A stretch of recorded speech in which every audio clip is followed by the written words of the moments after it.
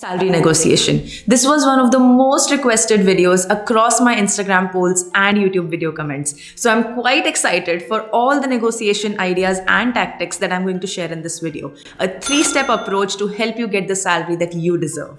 At the end, I'll also be sharing some pro tips on what to do after the negotiation is complete. Welcome back to my channel. I am Madhuri Varma, a content creator and digital educator for all things related to academics, career, and personal development. If this is the first time you are watching one of my videos, a warm welcome to you. Make sure you hit that subscribe button and the bell icon next to it to not miss any future content. Let's get started.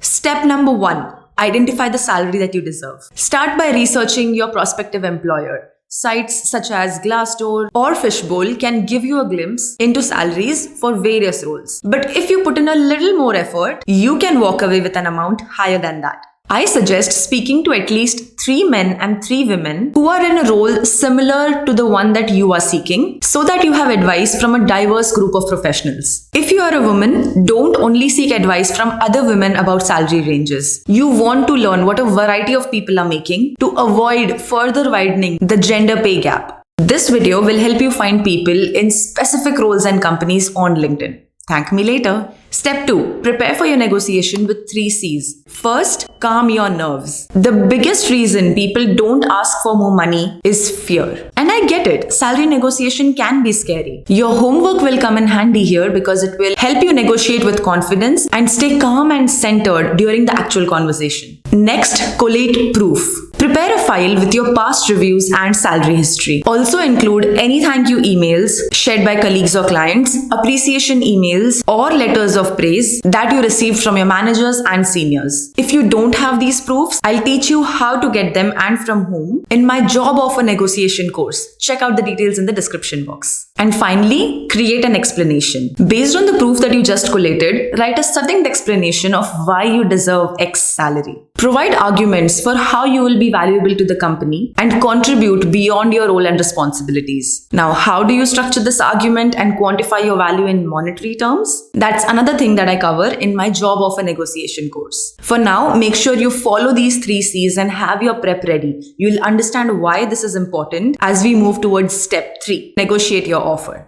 You need to understand that companies don't negotiate. People do. So it's extremely important that you put your people skills to work when it comes to negotiating your salary. Keep your pen and paper ready because now I'm going to share 7 rules that will move the negotiation in your favor. Rule number 1. Know your audience. Your negotiation with a hiring manager, whom you'll be working with day in and day out, will be quite different from your negotiation with a recruiter. Your hiring manager will be more invested in making you a part of their team and hence more willing to negotiate in your favor. A recruiter, on the other hand, won't care whether they hire you or the next interviewee because their target might just be to fill the position. Knowing whom you are negotiating with is of utmost importance to play your cards right. Rule number 2. Start from a place of agreement. The key to starting your negotiation right is likability. People will fight for you only if they like you. So you might want to start your negotiation by saying, I'm thrilled about this offer and I really want to work with you. It's great to be in a place where we both want the same thing. Now this removes you from an adversarial footing and invites the hiring manager or the recruiter to be more candid with you, viewing you as a part of their team. Now after you have said this sentence, listen actively to what your negotiator says next because that will give you a clear idea of whether they are willing to negotiate and if yes, to what extent. If you realize that there is no scope of negotiation here, reply by saying, oh, that's interesting. Can you please tell me more about why there is no scope of negotiating or the reasoning behind what you just said? By asking the right questions, you can start to guide the discussion, understand limitations of your negotiator, and possibly use that knowledge to come to a compromise. Rule number 3. Back up your demands with proof. Don't just state your desire to have a 15% higher salary. Explain why you deserve more money with proof. You also need to be thorough with your argument on why X salary is the right number for you. After sharing your argument, if you feel that the negotiator is still not ready to budge, don't get defensive. You can simply say, how can I accept a number lower than what I deserve? The appreciation, collation, and the market research that I'd recommended in step 2 will come in handy here to help you say this with confidence. Rule number 4, be clever about your trade-offs. As much as you would like to, you're not going to receive everything that you request in a negotiation because your negotiator may have certain constraints that no amount of negotiation can loosen. For example, if you're negotiating with a recruiter or a hiring manager in a large company that is hiring 20 other people at the same time, they are not going to be giving you a higher salary than everyone else. But they may probably be willing to provide a signing bonus for you that will automatically increase your overall salary as well. Your job is to figure out where they are flexible and where they are not. The better you understand what constraints your negotiator is working with, the more likely it is that you'll be able to propose options that work for both of you. If you would like to identify how to evaluate these options and understand trade-offs, then join my Job Offer Negotiation course. You can find the details in the description box. Rule number 5, be prepared for tough questions. Sometimes negotiators do ask you whether you have any other offers outside of the current one. They do so mostly to learn what kind of job search you are conducting and whether they have a chance of getting you. So instead of just answering yes or no, ask, will my answer change your decision about hiring me? Or will my answer have an impact on the offer that we are discussing? When you respond to a question with a question, you show your willingness to engage in a conversation in a genuine manner and invite your negotiator to do the same. But what if you don't feel confident about asking a question in the return because you don't know how that conversation will unfold? Now, you don't want to lose all of your bargaining power by mentioning that you don't have any offer. A harmless way of tackling this question and maintaining your power in the negotiation at the same time is to simply answer yes. Now, it's possible that their next question is going to be, which company? Or what are they offering you? Or can you share your offer letter with us? A one-line answer that will block all this line of questioning is this: I was asked to promise that I won't be sharing details of my offer with another recruiter and I'm not comfortable breaking my word. Now, no one is going to force you to break your promises to other people. Smart, right? And that brings me to my next rule.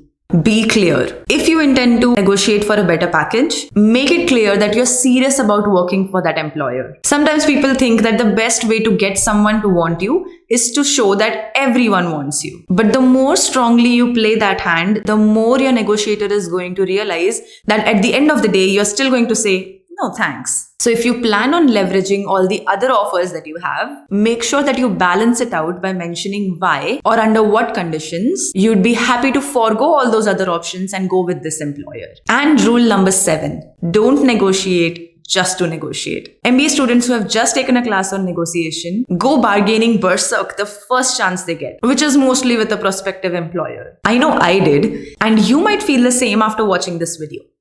My advice, resist the temptation to prove that you are a great negotiator. If something is important to you, absolutely negotiate. But don't haggle over every little thing. Fighting to get just a bit more can rub people the wrong way and can limit your ability to negotiate when it matters more, which is especially during your first performance review. I'll explain this in depth in the Job Offer Negotiation course. Details are mentioned in the description box. Those were the 7 rules, but I also have some pro tips for you on what to do after the negotiation is done. First and foremost, always follow up your negotiation calls or discussions with an email saying, for your reference regarding what we discussed on our call today or during our discussion today, and then list down all the points that were finalized. This is important so that there is a formal trail of all the verbal confirmations that the negotiator gave you. Next, a delay in getting your offer letter may cause impatience. Don't call up your hiring manager or your recruiter in frustration or anger. Instead, write an email asking, I was wondering whether there has been any progress with my offer. Let me know if there's anything that I can do to help move things along.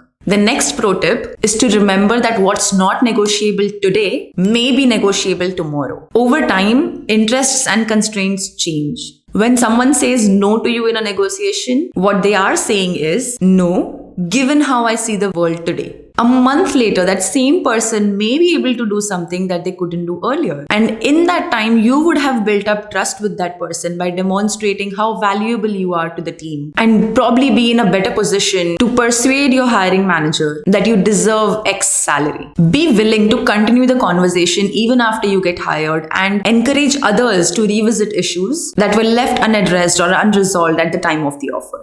Finally, salary may seem like the most important thing initially, but explicitly mentioned or not, compensation packages always come with other benefits woven in. It doesn't matter whether this is during negotiating your offer or during a performance appraisal. Know that there is almost always more things up for grabs. For example, more vacation days, relocation to another office, sign-on bonus, and much more. The perks that are available to you will vary based on your role, experience level, and company.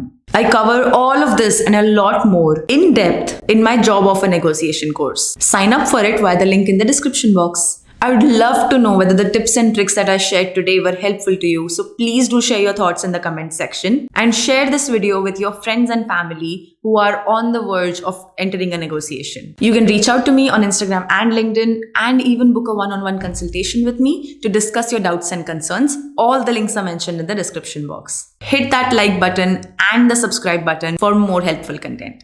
Thank you for watching.